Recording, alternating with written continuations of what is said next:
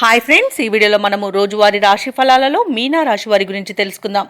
అంతకన్నా ముందు చిన్న రిక్వెస్ట్ ఫ్రెండ్స్, ఈ వీడియో మొదటగా చూస్తున్నట్లయితే లైక్ చేయండి, షేర్ చేయండి, అలాగే సబ్స్క్రైబ్ చేయడం అసలు మర్చిపోవద్దు. మీ యొక్క సపోర్ట్ నాకు ఎంతో అవసరం.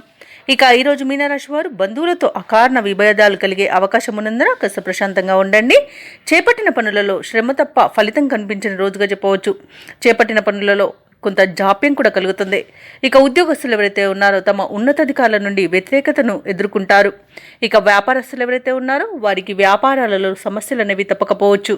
ఇక ఈరోజు మీనరాశి వారికి స్వల్ప అనారోగ్య సమస్యలు బాధించే అవకాశం ఉన్నందున ఔషధ సేవనం చేయండి. తగ్గకపోతే వైద్య సంప్రదింపులు చేయడం మీకు మేలు చేస్తుంది.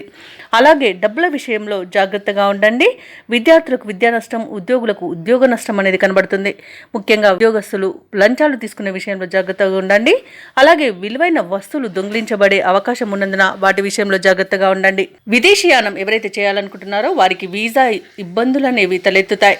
ఇక ఈరోజు వ్యవసాయదారులకు నకిలీ విత్తనాల బెడద అనేది ఉంటుంది కాబట్టి వాటి విషయంలో కాస్త జాగ్రత్తగా ఉండండి.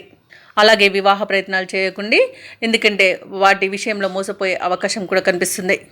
ఇక ఈరోజు మీనరాశి వారు కష్టానికి తగిన ఫలితం కనిపించక డీలా పడతారు. బంధువర్గం ద్వారా ఒత్తిడులు అనేవి పెరుగుతాయి. ఏ కార్యక్రమం చేపట్టినా నిరాశే మిగులుతుంది. ఆత్మీయులతో అకారణ విరోధాలు కలిగే అవకాశం కనిపిస్తున్నందున కాస్త ప్రశాంతంగా ఉండండి. ఇంటా బయట బాధ్యతలు ఉక్కిరిబిక్కిరి చేస్తాయి. ఆధ్యాత్మిక కార్యక్రమాల్లో పాల్గొంటారు. దేవాలయాలను సందర్శిస్తారు. దేవాలయాలను సందర్శించినప్పుడు మీరు ముఖ్యంగా గుర్తుంచుకోవాల్సింది మీ ఇష్టదైవం యొక్క ఆరాధన అనేది మీకు మంచి చేస్తుంది కాబట్టి తప్పకుండా దిశగా ప్రయత్నించండి. ఆర్థిక పరిస్థితి కొంత గందరగోళంగా ఉంటుంది.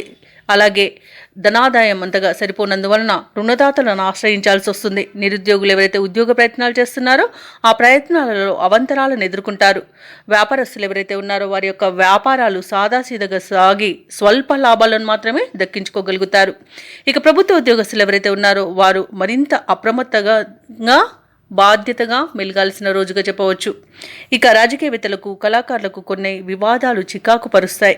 ముఖ్యంగా మహిళలకి మానసిక ఆందోళన తప్పకపోవచ్చు. ఇక మీనరాశి వారికి అదృష్ట రంగు ఎరుపు, ప్రతికూలమైన రంగు గులాబీ, అదృష్ట సంఖ్య 9. ఈరోజు మీనరాశి వారు నవగ్రహ స్తోత్రాలు పఠించడం, అలాగే శ్రీ సూక్త పారాయణం చేయడం మీకు ఎంతో మేలు చేస్తుంది. అలాగే పనులలో వచ్చే ఆటంకాలను తొలగిస్తుంది.